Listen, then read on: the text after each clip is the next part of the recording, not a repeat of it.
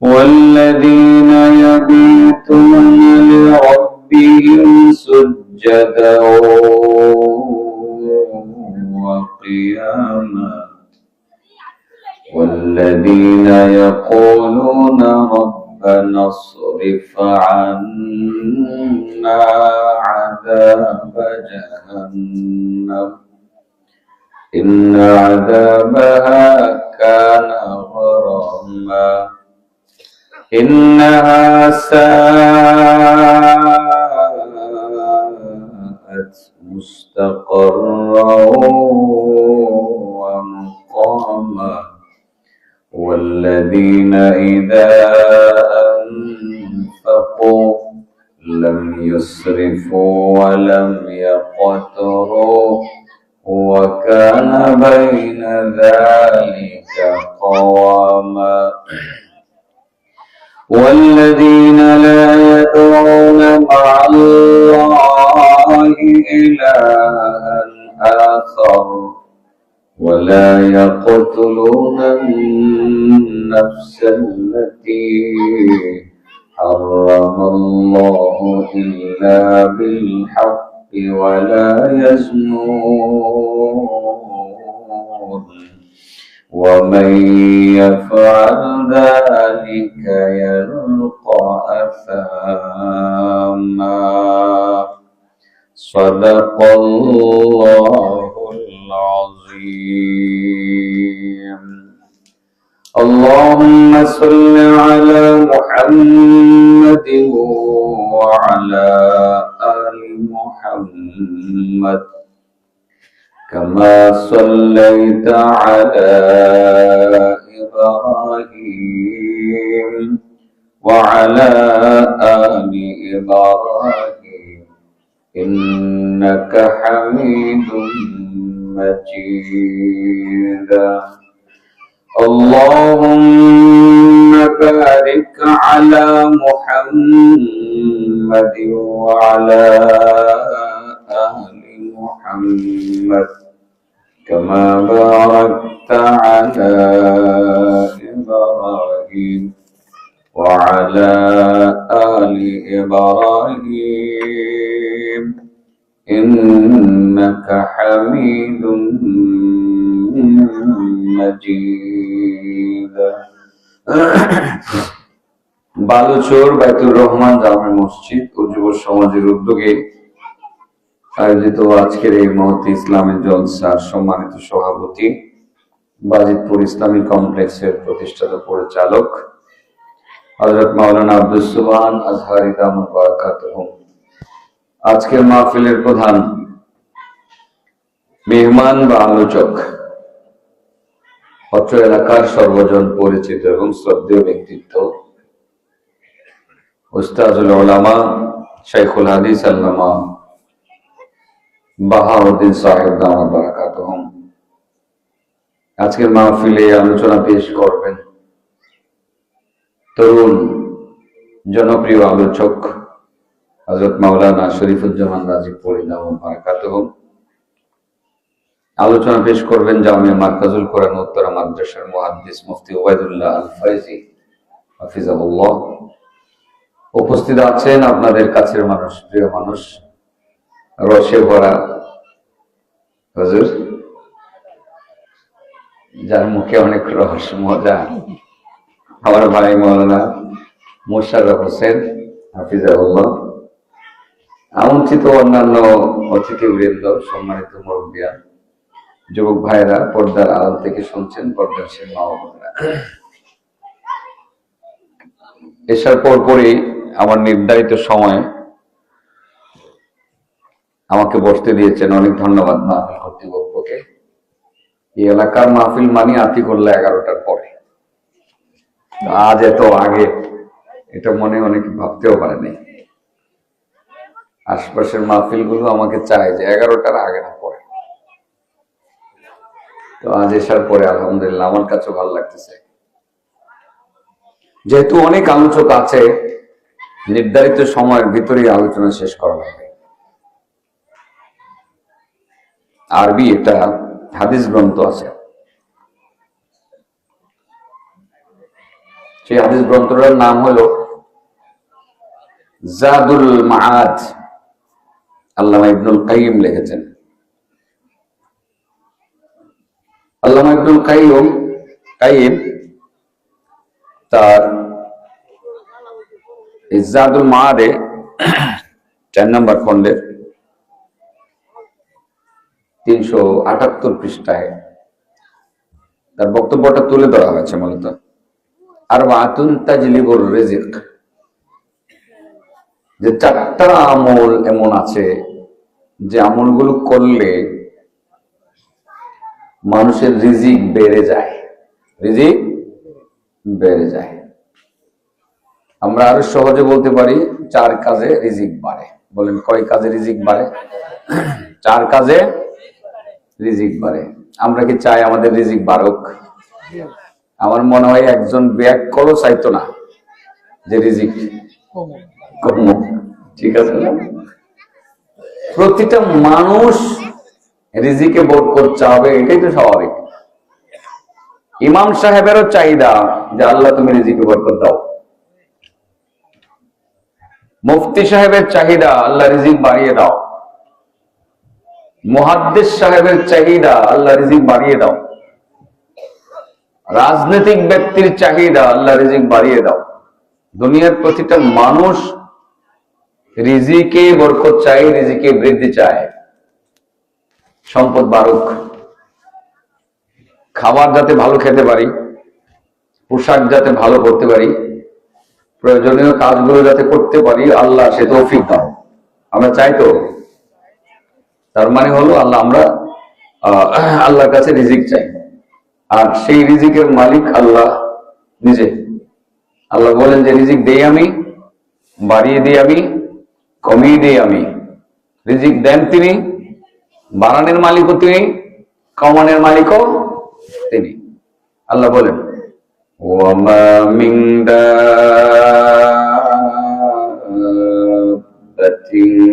Feel আরদি ইল্লা আলাল্লাহি রিজকুহা ওয়া ইয়ালামু মুস্তাকাররাহা ওয়া মুস্তাওদাআহা কুল্লুন ফি কিতাবিন মুবিন। আল্লাহ বলেন পৃথিবীতে এমন কোন প্রাণী নাই যে প্রাণীর রিজিকের দায়িত্ব আমি আল্লাহ নেই নাই। মানুষরে যেমন খাওয়াই, গরু ছাগলরেও খাওয়াই, এমনকি পানির নিচে, সাগরের নিচে যত প্রাণী আছে, সাগরের তলদেশে যত প্রাণী আছে, সমস্ত প্রাণীকে আমি আল্লাহ খাওয়াই। তাহলে বলতে হবে রিজিকের মালিককে। কই কাজে আল্লাহ রিজিক বাড়াইয়া দেন? মোবাইলটা বন্ধ করিয়া আজকাল এটা ওইটা কিনা বলে যে এদের এটা মনে হয় পাওয়ারফুল মনে হয়। ঠিক আছে না? বন্ধ করে দিছি, অসুবিধা নেই, বন্ধ করে দিলাম। ইবনুল কাইয়িম বলেন আরবাতুন তাজলিবুর রিজিক, 4টা কাজ রিজিক বাড়ায়া দেয়। বাবা প্রথম কাজটা কঠিন মনে হবে, এটা আমি সহজ করে দিব। হ্যাঁ, সহজ যত বিকল্প পথ আছে এগুলো তো আমি বের করি আপনাদের জন্য সব সময়। লেখাপড়া করি তো আমি, ওয়াজ তো লেখাপড়া করে করি। ওই যে লিখকে নিয়ে আসছি, তাফসীরে কুরতুবী থেকেও লিখছি, আপনাদের এই কঠিন বিষয়গুলোকে সহজ করার জন্য। 1 নম্বর আমল যার মাধ্যমে রিজিক বাড়ে, সে আমলটার নাম হলো কিয়ামুল লাইল। নাম কি? রাত্র জেগে তাহাজ্জুদ পড়া। তাহাজ্জুদ পড়লে আল্লাহ রিজিক বাড়িয়ে দেন। তো এই জায়গাতে একজন মুরব্বী বলবে হুজুর জানে তো আমার দেয় না, আমি তাহাজ্জুদ পড়বো কিভাবে? ডাক্তার আমাকে এমন একটা মেডিসিন দিছে, এসার পর আমি যখন মেডিসিনটা খাই ঘুমিয়ে যাই, একেবারে মুয়াজ্জিনে ফজরের আযান দিলে পরে জাগি, আমি তাহাজ্জুদ পড়বো কোন সময়? এরকম অসুবিধাওয়ালা মানুষ আছে না নাই? অসুস্থ মানুষ আছে তাহাজ্জুদ পড়তে পারে না, অনেক ব্যস্ত থেকে ব্যস্ততম মানুষ আছে তাহাজ্জুদ পড়তে পারে না। প্রচন্ড রকম ব্যস্ততার মধ্যে রাত কেটে যায়, তাহাজ্জুদ পড়ার সুযোগ হয় না। এমনও নারী আছে, মহিলা আছে, তার মনে চায় তাহাজ্জুদ পড়ার জন্য, কিন্তু সে পড়তে পারে না, অসুস্থ। সংসারের কাজ করতে করতে কাইল হয়ে যায়, ছেলে মেয়ে নাতিপুতি সবাইকে খাওয়াইয়া পড়াইয়া ঘুম পাড়াইতে পাড়াইতে কাহিল হয়ে যায়। যখন বিছানার মধ্যে শুয়ে পড়ে, মুয়াজ্জিনের আযানের আগে আর জাগতে পারে না। আসে না?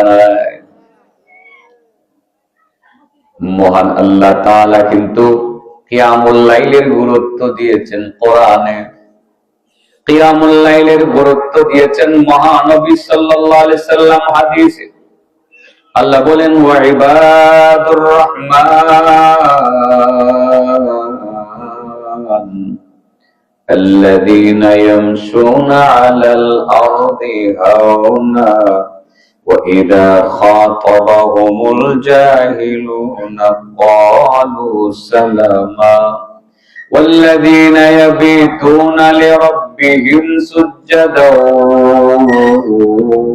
وقياما। আল্লাহ বলেন, রহমানের বান্দা, প্রিয় বান্দা তো তারা যারা জমিনে নিজেকে ছোট মনে করে চলে।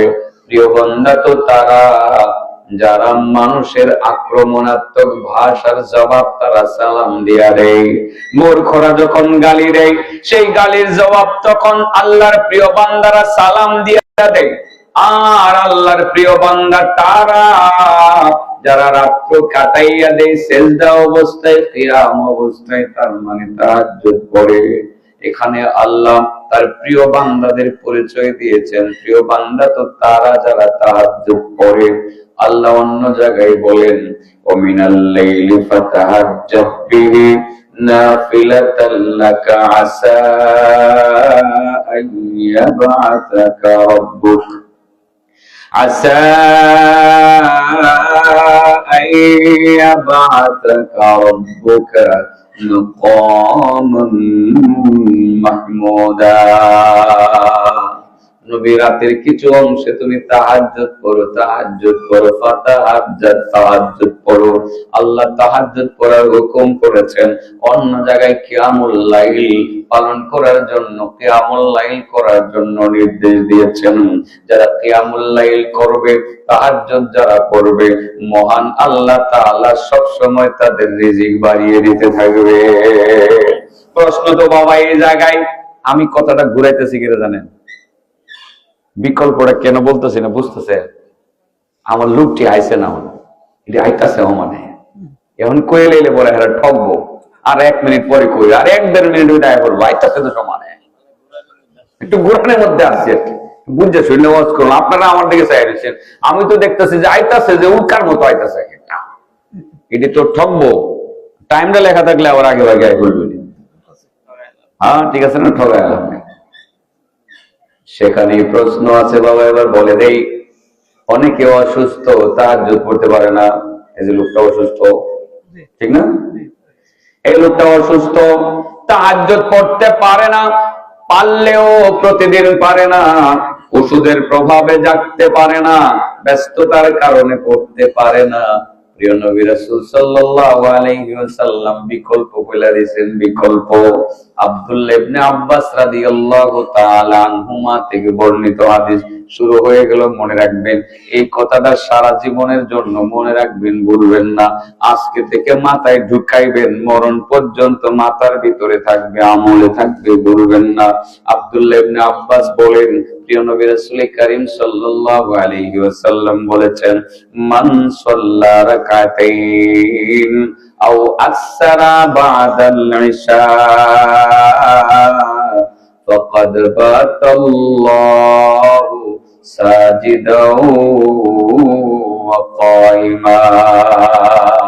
যে ব্যক্তি কোন কারণে জাগতে পারবে না বলে মনে হয়, অসুস্থতার কারণে জাগতে পারবে না বলে মনে হয়, সে যদি এশার নামাজ আদায় করার পর মাত্র 2 রাকাত নফল নামাজ সঙ্গে সঙ্গে পড়ে নেই, আর একটু বেশি পড়লে ভালো, বা 4 রাকাত পড়ে নেই, 2 রাকাত পড়ে বা 4 রাকাত পড়ে এশার নামাজ আদায় করার পর সে মূলত কিয়ামুল লাইলের পুরোপুরি মর্যাদা পেয়ে যাবে।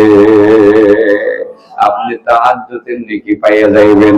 অসুস্থ মানুষ জাগতে পারবেন না, এশার নামাজ পড়লেন, আগরপুর বাজার মসজিদে নামাজ পড়ে চিন্তা করলেন 2 রাকাত নামাজ বাড়িয়ে পড়ি বা 4 রাকাত নামাজ পড়ি, ঘুমাইলে জাগতে পারি আর না পারি বলতে তো পারি না। কোনো কারণে যদি জাগতে না পারি তাহলে তো তাহাজ্জুদ পড়তে পারবো না, আমি 2 রাকাত নামাজ আদায় করে নেই। সবাইকে বলছি, ভাই বন্ধুরা, মা বাবারা যারা আছেন, পর্দার আড়ালের বোনেরা যারা আছেন, সবাইকে বলছি, এশার নামাজটা আদায় করার পর এত তাড়াহুড়া না করিয়া 2 রাকাত নফল নামাজ আপনি পড়ে নেন, পারলে 4 রাকাত পড়ে নেন, আপনি পুরা রাত্রের তাহাজ্জুদের নেকিটা পাইয়া যাইবেন। তাফসিরে কুরতুবীর যে হাদিসটি আব্দুল্লাহ ইবনে আব্বাস থেকে বর্ণিত, হাদিসটি সহিহ, হাদিসটি সহিহ। অতএব কারণে এমন তো হতে পারে যে তাহাজ্জুদ আপনি পড়তে চান, পারেন না। বাবা, এটা কি আপনাদের কথা না আমগুর কথা? পারি না তো, সজাগ থাকলেও পারি না। পরে যখন দেখি হাদিসেরই ভাইতাছি, পরে কইছে আমার লাগে সুবিধা হয়েছে, আমি তো ফাঁকিবাজের মতো আর কি। আসলে কি শাস্তি দেয় না। যদি শিডিউল শুনেন, টাইট শিডিউল, তাইলে কইবেন যে বাচ্চার ওই চিন্তা নেই। কালকে মোশারফ ভাই আমার 11টা বাজে কুল্লেশ্বর হাজির করছে। আগের দিন রাত্রে ফজরের সবাই বাসায় গেছি, সকালে ঘুমাইছি না। কটায় হাজির করছে? 11টায়। এখান থেকে বয়ান করে 3:30 বাজে বয়ান করছে ময়মনসিংহ ঈশ্বরগঞ্জ জাতীয় হাই স্কুল মাঠে, 3:30টায়। দিলারপুর মাদ্রাসা ওলারে কম নেড়ে সারা আমরা মাহফিল করছি না কোনো সময়, এমন লাগবো। এখান থেকে আইসি দিলারপুর, এসার পরে বয়ান করছি ময়মনসিংহ থেকে। গতকাল একটা কইতাছে আর কি, দিলালপুর বয়ান করে আবার কিশোরগঞ্জ শহরে গিয়ে বয়ান করছি, হরবতনগর বয়ান করে আবার ঈশ্বরগঞ্জের হারোয়া বাস স্ট্যান্ড গেছি, রাত 1:30 বাজে বয়ান করছি। ময়মনসিংহ যদি রাত 1:30, 2টা, 2:30 আমার বাজে, তাহলে বাসায় যাইতে কটা বাজবো? বাজে সকাল একটু ঘুমাইছিলাম। ওরা আমনগর কুলিয়ারচর থেকে ওই যে কিনা বলে যে গাজীশ্বরের এই দিকে কুলিয়ারচরে বসছে গ্রামটা, এন থেকে এক আল্লাহর বান্দা গেছে গিয়া দরজার মধ্যে ধাক্কাইতেছে। আমার মুয়াজ্জিন সাহেব, হুজুর কুলিয়ারচর থেকে মেহমান আছে, ঘুম কি আসে না গেছে? এর বললাম তুমি কে রে এলে? আমি কিছু কথা কইতাম আছি, সময় দেওয়ান লাগবো। আমি বললাম বাসায় এখন কেমনি কই নাস্তা বানাও, লয়ে যাই গেরে হোটেলে এর নাস্তা খাওয়াই, চেয়ারের লগে কথা কইছি, ঘুম আসে না গেছে? এরপরে আর ঘুমানোর সুযোগ আছে? জোহরের টাইম কাছাকাছি, গোসল করছি, রেডি হয়েছি, এখন ঘুমাইলে মাহফিল সব মিস। এই যে টাইট শিডিউল, সারা রাত যখন গাড়িতে জার্নি করতে হয়, অনেক সময় সেসব কারণে তাহাজ্জুদটা পড়তে পারি না, বুঝতে পারছেন? এই অসুবিধাটা যখন হয়ে যায়, তো গাড়িতে বসে বসে তার নামাজ পড়া যায় না, একটু জিকির আজকার করি আর কি, তসবিহ দিয়ে দিয়া সুবহানাল্লাহ করি, লা ইলাহা ইল্লাল্লাহ করি, তাহাজ্জুদ তো আর হয় না, পড়া হয় না। এখন আমার মাথায় বুদ্ধি চাপছে, তাইলে আমি এশার নামাজ পড়া 2 রাকাত নফল পড়লামু, 4 রাকাত পড়লামু। আরেকটা বিকল্প সুযোগ আছে, এটাও বাইর করছি হাদিস থেকে খুঁজা। আরেকটা বিকল্প সুযোগ আছে, যদি এটাও না পারেন আরেকটা করবেন, আপনি তাহাজ্জুদের কোরআন কি করবেন। সুবহানাল্লাহ বলেন। কইলাম ও আজ কিন্তু লম্বা হইতাছে, কয় কাজে রিজিক বাড়ে? এটা জিগামও কিন্তু কতক্ষণ পরে ভাগুন যাইতো না। আমার অভ্যাস খারাপ হয়ে গেছে, এখন আমি ওয়াজে জিগাই যে কি কইছি, আপনারা কি শুনছেন, মুখস্থ আছে কিনা। না কইতারলে মাইক সারাসারি নাই, আর কেউ ওয়াজ করতাম দিতাম না, একাই কম, বারবার কম। ঠিক আছে ইনশাআল্লাহ। ওই কাজের রিজিক বাড়ে। 1 নাম্বার কাজের নাম হইল কিয়ামুল লাইল, রাতের বেলা দাঁড়িয়ে দাঁড়িয়ে তাহাজ্জুদ পড়া। যারা তাহাজ্জুদের নামাজ নিয়মিত পড়বেন তাদের রিজিকে অভাব হবে না, আল্লাহ রিজিক বাড়িয়ে দিবেন, এতে কোনো সন্দেহ নাই। তবে কেউ যদি তাহাজ্জুদ কোনো কারণে পড়তে না পারে, সে যদি এশার নামাজের পর 2 রাকাত নফল পড়ে অথবা 4 রাকাত নফল পড়ে পুরা তাহাজ্জুদের নেকিটা সে পেয়ে যাবে।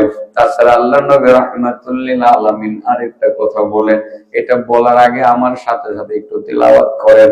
আমানার রাসূলু বিমা উনজিলা ইলাইহি মির রাব্বিহি ওয়াল মুমিনুন কুল্লুন আমানা বিল্লাহি ওয়া মালাইকাতিহি ওয়া কুতুবিহি ওয়া রুসুলিহি লা নুফাররিকু বাইনা আহাদিন মির রুসুলিহি وقالوا سمعنا وأطعنا غفرانك ربنا وإليك المصير لا يكلف الله نفسا إلا وسعها لها ما كسبت وعليها ما اكتسبت ربنا لا تؤاخذنا إن نسينا أو أخطأنا ربنا ولا تحمل علينا إصرا كما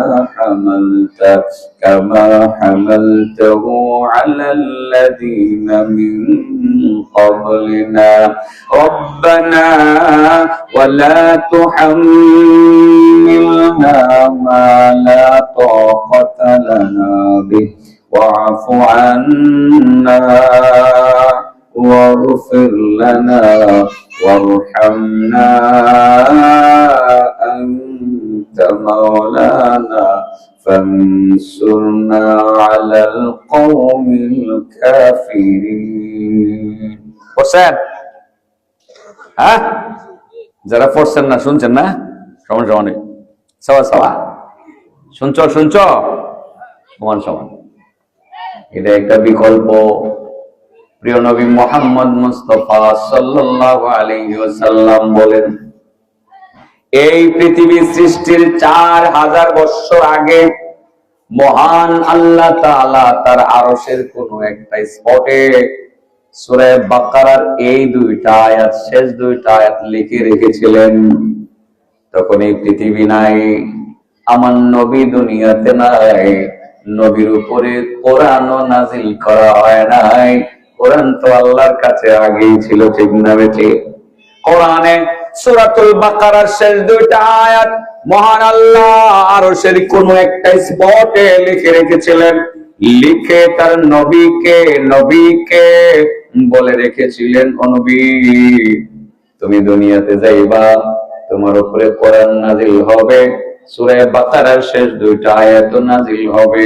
তুমি একটা কথা তোমার উম্মতকে জানিয়ে দিও গো নবী, তোমার উম্মতের মধ্যে অনেক উম্মতের তাহাজ্জুদ নামের একটা, কিয়ামুল লাইল নামের একটা ইবাদত করতে মনে চাবে। অনেকেই করতে চাবে, করতে পারবে, অনেকে করতে চাইলেও পারবে না। নিয়ত করে ঘুমাইছে তাহাজ্জুদ পড়ার জন্য, কিন্তু সে জাগতে পারে নাই, মনে বড় ব্যথা, অথবা কোনো ওজরে পারবে না। তোমার শেষ উম্মত তারা যদি দিনের বেলা হোক রাতের বেলা হোক কোন একটা অংশে যদি সূরাতুল বাকারার শেষ 2টা আয়াত তেলাওয়াত করে নিতে পারে, আমি আল্লাহ রাব্বুল আলামিন তোমার উম্মতের আমলনামায় পুরা তাহাজ্জুদের নেকি জমা করে দিব। তাহলে বাবা, তাহাজ্জুদ তো আপনি পড়বেন, কোন কারণে পড়তে না পারলে এশার নামাজের পরে 2 রাকাত বা 4 রাকাত নফল পড়ে নেবেন। কোন কারণে পড়তে না পারলে সূরা বাকারার শেষ 2টা আয়াত পড়ে নেবেন। 2টার যে কোনো একটা করবেন, আপনি পুরা তাহাজ্জুদের নেকি কামাই করতে পারবেন। ও মা বোনেরা, এগুলোই এখন দরকার। আমি মনে করি নামাজ দরকার, তাহাজ্জুদ দরকার, মনে করি মানুষকে মসজিদমুখী করা দরকার। এগুলো আসল কাজ। সুখটা যদি শুক্রবার দিনে বন্ধ হয়ে যায় তো আপনি তো বেনামাজি হইয়া মরতেন, ঠিক না বেঠি? শুক্রবারে যদি জাকনিটা আর 2 মিনিট না 1 মিনিট বাড়াইয়া দিত, 6 সেকেন্ড হয়েছে মাত্র, তাহলে আর 10-12 সেকেন্ড বাড়াইয়া দিলে তো বিল্ডিং বাড়ির নিচে সাফা বললে হইলে কম করতে কয়েক কোটি মানুষ, ঠিক না বেঠি? আল্লাহ পারেও দেখাই দিছে আল্লাহ না। গত রাত্রে আমার 1টা বাজে ফোন দিছে আমার বাসার থেকে। আমি কি হয়েছে এত রাত্রে ফোন দিতেছো করে? সব লোক রাস্তা বাড়িয়ে গেছে বিল্ডিং থেকে, বিল্ডিং বলে ভেঙে পড়বো গত রাত্রে। মানে সব লোক উপজেলা মাঠে, আর আমার বাড়ির পাশে রাস্তাটা অনেক মোটা প্রশস্ত, এটার মধ্যে মানুষ বেরিয়ে গেছে। আমার আমি কি করতাম, আমার ওয়াইফে বলে আর কি, আমি বলি তুমি কি বড় বিল্ডিং এর নিচে ভয় পাও? সবাই বলতেছে, মামাও বলতেছে বাইরে যেতাম। ঠিক আছে তুমি বাইরে, আমার টিনের ঘরে যাও, টিনের ঘর ভাঙ্গে আর উপরে উঠতো না, এটা সাইডে বাইরে করবো, যাও হ্যাঁ বইয়া বইয়া তুমি আল্লাহর কাছে দোয়া করো, জিকির করো, ক্ষমা চাও, তওবা করো। আর আমি তো মুসাফির আছি, ওই আল্লাহর কাছে দোয়া করতাম আছি। দেখছেন নি শুক্রবারের লারাটা এক লারায় কালকা রাত্রে সব বাইরে। আমার আল্লাহ পারে বাবা, মরণ তো লাগবে। লারা আজ আসুক কাল আসুক, লারা কিন্তু আসবে, লারা কিন্তু আসবে রে বাবা। যে কোনো সময় মরণ সামনে হাজির হতে পারে। যখন মরণ এসে যাবে, পরের হিসাব অন্যরকম শুরু হবে। তখন তাহাজ্জুদ হবে আপনার আসল সম্পদ, নামাজ হবে আসল সম্পদ, কোরআন তেলাওয়াত হবে আসল সম্পদ। কোটি টাকা কোনো কাজে আসবে না, বাড়িঘর কোনো কাজে আসবে না। সেই জন্য নামাজ দরকার। আমি খালি কই আগে নামাজ পড়ো। ও বন্ধু তুমি নামাজ শুরু করো। যুবক তুমি মাহফিলের আয়োজন করলা, তুমি নামাজ পড়োনি। ইমাম সাহেবকে বলে, হুজুর যে যুবক আপনাকে নিয়ে আয়োজনটা করলো তারা ফজরে মসজিদে আসে কিনা খবর নিয়ে। যদি যুবক গুলো মসজিদে চলে আসে, বাবা ইসলামী হুকুমত তো ঘরে ঘরে ঢুকবে। কেমনে ঢুকবে? উপরে একটু জায়গাতে যদি পানি ঢালা হয়, নিচের দিকে পানি আস্তে আস্তে গড়ায়া গড়ায়া যাবে। যেখানে যাওয়ার সেখানে যাবে, চিপা চাপাই যাবে, এখানে যাবে সেখানে যাবে। আমি মনে করি যদি আপনার দুনিয়ার বাংলাদেশের প্রতিটা মুসলমান নামাজি হয়ে যায়, দেখবেন ইসলাম এর নামে ইসলামের এই সুন্দর পানিটা জায়গায় জায়গায় পৌঁছে যাবে। এটা সংসদের ভিতরেও যাবে, চিপাগুলিতেও যাবে, দান খেতে যাবে, বাজারে যাবে, হাটে যাবে, ঘাটে যাবে, সর্বত্রে যখন ইসলাম এইভাবে চলে যাবে, আমার মনে হয় যদি প্রতিটা মানুষ নামাজি হয়ে যায় আর মাত্র 5% কাজ পায়, 5% কাজ বাকি থাকবে, যে কাজটা শুধু আমাদের রাজনীতিবিদরা করবে, ঠিক না? ঠিক, তারা সংসদে আইন পাস করবে, আইন তৈরি করবে, ইসলামী হুকুমত হয়ে যাবে সমাজে। নামাজ হয়ে গেল, ইসলামী হুকুমত 95% হয়ে গেল। আমি মনে করি এটা আর কি। নামাজ, তাহাজ্জুদ, জিকির, আজকার এগুলো বেশি দরকার। মাহফিলের মধ্যে এসব বিষয়ে আলোচনা বেশি করা দরকার, এটা আমার ব্যক্তিগত অভিমত। নামাজি নাই তো ওয়াজ যেই কয়জনে শুনে, এই কয়জন কি নামাজ পড়ে? হ্যাঁ, আর এলাকাতে যত মানুষ আছে সবাই কি ওয়াজে আইছে? কতদিকে দেখেন, এখনো টিভির দিকে ছায়া খবর দেখতেছে। দেখি বাংলাদেশের অবস্থাটা, দেখি কি অবস্থা বাংলাদেশের। আগামী কয়দিন পরে আবার ইয়াটা আইব কিনা, কয়টাকে জাকুনিটারে কি কয়, জালজালা, হ্যাঁ ভূমিকম্প আগামী কয়দিন পরে আইব। একটু তারিখ দিয়ে দেখি, তারিখটা না লইয়া পরে এদিনকে বাইরে বয়ে থাকবো, আর বিল্ডিং এর ভিতরে থাকতো না, কাম হইব। আরে বাবা, আসল জালজালা যখন আসবে, এই মাটি সেটা তো উল্টে যাবে, মাটির সাথে তো তুমি এমনি নিচে চলে যাবে। বাঁচার কোনো কায়দা নাই, কোনো কায়দা নাই। নামাজ লাগবো, যুবক নামাজ লাগবে, নামাজ লাগবে, এসব ওয়াজই দরকার। আচ্ছা যাক, রিজিকের কথা বলি। দুনিয়াতে যে কয়দিন থাকবো ওই কয়দিন তো ভালো করে খাওয়ান লাগবে, ঠিক আছে না? এই জন্য রিজিকটা চাই, এটা ছাড়া হয় না। 4 কাজে রিজিক বাড়ে। কয় কাজে? 1 নম্বরটার নাম কি? এটারে তাহাজ্জুদ বলে। তাহাজ্জুদ যদি কোনো কারণে না পড়তে পারেন বলে আশঙ্কা হয়, তাহলে এশার নামাজের পরে কয় রাকাত নামাজ পড়বেন? 2 রাকাত অথবা তারও বেশি, বা 4 রাকাত। যদি এটাও পড়তে না পারলেন, পড়ছেন না, শরীরটা খারাপ লাগছে, ঘুমাই গেছিলেন, ফজরের সময় উঠছেন, তাহলে ফজরের পরে কি করবেন? সূরা বাকারার শেষ 2টা আয়াত তিলাওয়াত করে নেবেন। পুরা তাহাজ্জুদের নেকি আপনার আমলনামায় জমা হয়ে যাবে। সুবহানাল্লাহ। মাত্র একটা গেছে, আর যাবো কটা? 3টা।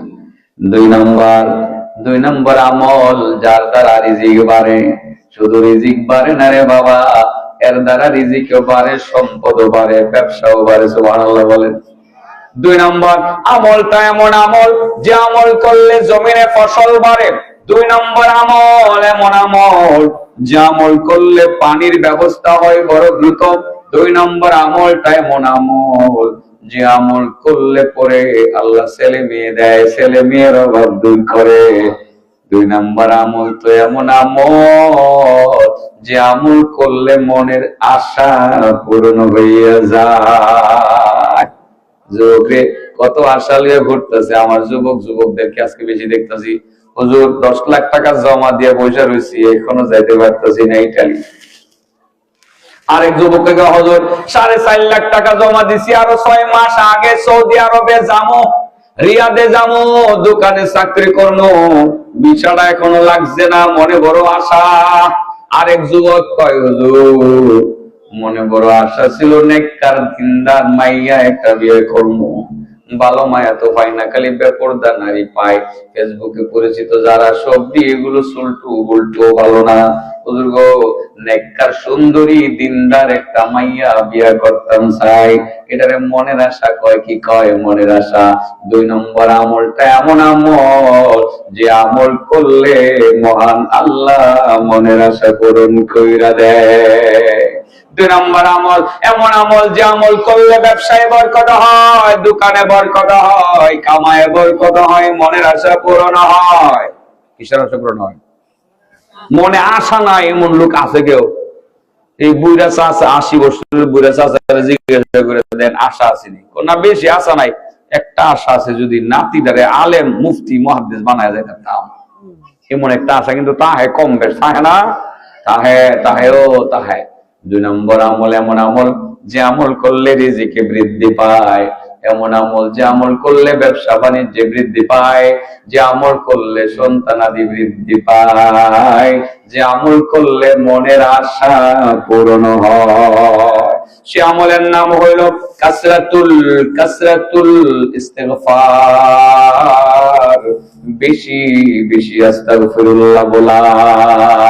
আস্তাগফিরুল্লাহ, আস্তাগফিরুল্লাহ, আস্তাগফিরুল্লাহ।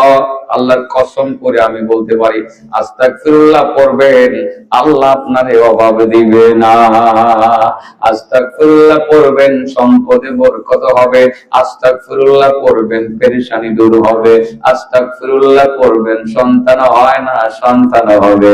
আস্তাগফিরুল্লাহ পড়বেন, কলা বাগানে অনেক কলা বেশি হবে।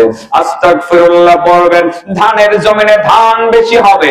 আস্তাগফিরুল্লাহ পড়বেন, ফলের বাগানে ফল বেশি হবে। আস্তাগফিরুল্লাহ পড়বেন, মনের আশাটা পূরণ হবে।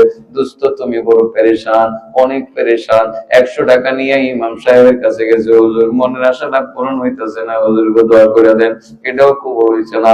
শেষ পর্যন্ত চিন্তা করে মুশাররফ সাহেব হুজুরে ধরছে, হুজুর আপনার মাদ্রাসার মধ্যে যাবো, আগরপুর মাদ্রাসা বাজার থেকে 20 কেজি আমি কিনে নিয়ে যাবো, ছাত্রদেরকে খাওয়াইবেন আর আমার জন্য একটু দোয়া করে দেবেন। হ্যাঁ বাবা, দোয়া কবুল হইতে পারে, নাও হইতে পারে, সেটা আপনি করে এসছেন, তাও মনের আশাটা পূরণ হইল না, বিদেশে যাওয়া হলো না। ও বন্ধু, 2 জায়গা থেকে তুমি ফেল মারছো, কিন্তু ইস্তেগফার পড়লে তোমাকে ফেল মারতে হবে না।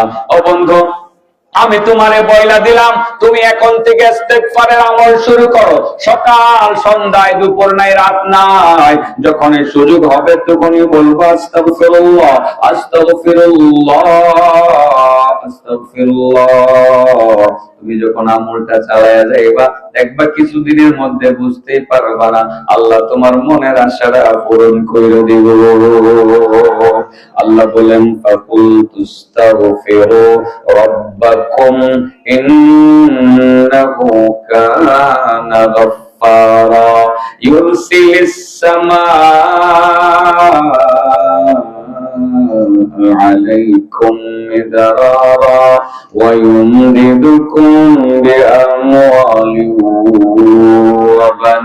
وبنين ويجعل لكم جنات ويجعل لكم أنهارا আল্লাহ বলেন ফাকুল তাস্তাগফিরু রাব্বাকুম, আমি তো আগেই বলছি দুনিয়ার মানুষ তোমরা তোমাদের রবের কাছে ইস্তিগফার করো, আস্তাগফিরুল্লাহ বলো, আস্তাগফিরুল্লাহ বলো। লাভ হবে তোমাদের, এক নম্বর লাভ হলো আল্লাহ তিনি গফফার, তোমাদের জিন্দেগির গুনাহগুলো মাফ করে দিবেন। দুই নম্বর, বৃষ্টি হয় না, জমিনের জন্য বৃষ্টি বড় প্রয়োজন, জমিন ফেটে চৌচির হয়ে গেছে, বৃষ্টি দরকার। তোমরা আস্তাগফিরুল্লাহ পড়ো, আস্তাগফিরুল্লাহ পড়ো, বৃষ্টি দিয়ে তোমাদের জমিন গুলোকে তরতাজা কইরা দেওয়া হবে। বৃষ্টি নাই, ইস্তেগফার করো। আগের দিনে আমাদের মানুষ বৃষ্টি না হইলে পরে মসজিদ চাইল উড়াইতো, আপনারা করতেন এগুলো? লাঠি লইয়া লিয়া বাড়ি বাড়ি যেত, আল্লাহ মেঘ দে, পানি দে, ছায়া দে তো আল্লাহ। এগুলো কইতেন ছোটবেলা? আমি বলছি না তো, যাই হোক এটাও কইতেন, কিন্তু এটা কিছু হইলেও তো আল্লাহর কাছে চাওয়া হয়েছে। আল্লাহ কই এমনে না, আল্লাহ কই তোমরা আস্তাগফিরুল্লাহ পড়ো, বেশি বেশি ইস্তেগফার করো, মসজিদে নামাজ পড়ে পড়ো, ইমাম মুয়াজ্জিন মুসল্লি সবাই পড়ো, ঘরে বাইরে পড়ো, ছেলে মেয়েরা পড়ো, স্ত্রীরা পড়ো, আস্তাগফিরুল্লাহ পড়ো। ইউরসিলিস সামা আলাইকুম মিদরারা, আল্লাহ রাব্বুল আলামিন বলেন আমি আল্লাহ ভারী বৃষ্টি দিয়া তোমাদের মরা জমিন গুলোকে জিন্দা কইরা দিব।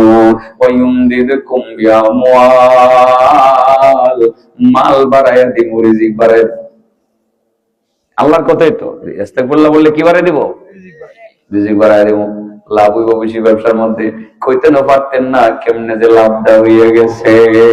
ও বানি, আল্লাহ আস্তাগফিরুল্লাহ করো, মাজারে মাজারে দৌড়াদৌড়ি দরকার নাই। ও বাবা আমার ছেলে দাও, বাবা আমার একটা মাইয়া দাও। আপনাদের এলাকাতে মাজার নেই, শুধু ফরিদপুরটা মনে আছে না, কান্দুলিয়ার ফিরে মাজার, ওইটা খালি কাছাকাছি আছে। আল্লাহ ছেলে দাও, আল্লাহ মেয়ে দাও, আল্লাহর কাছে বলা যায়, বাবার কাছে বলা যায় না, ঠিক না? ঠিক। মহান আল্লাহ তাআলা বলেন তোমরা ইস্তেগফার করো, কোন হুজুরের কাছে যাওয়া লাগবে না, আস্তাগফিরুল্লাহ করো, কোন মাজারে যাওয়া লাগবে না। বানিন, আল্লাহ বলেন আমি তোমাদেরকে বানিয়ে দিব, সন্তান দিব। সুবহানাল্লাহ বলেন। আল্লাহ কি দিবে? আল্লাহ বলেন তারপরে বাগানে ফসল বাড়াইয়া দিব, জমিনে ফসল বাড়াইয়া দিব, বাগানগুলো সাজিয়ে দিব। অন্য জায়গায় আছে ইস্তেগফার করলে পরে আরো অনেক ফজিলতের কথা উল্লেখ আছে। আরেকটা কথা আমি কই, ইস্তেগফার করলে আল্লাহ মনের আশা পূরণ করে দিব। ইসলামিক ভিডিও পেতে সাবস্ক্রাইব করুন আমাদের চ্যানেলটি।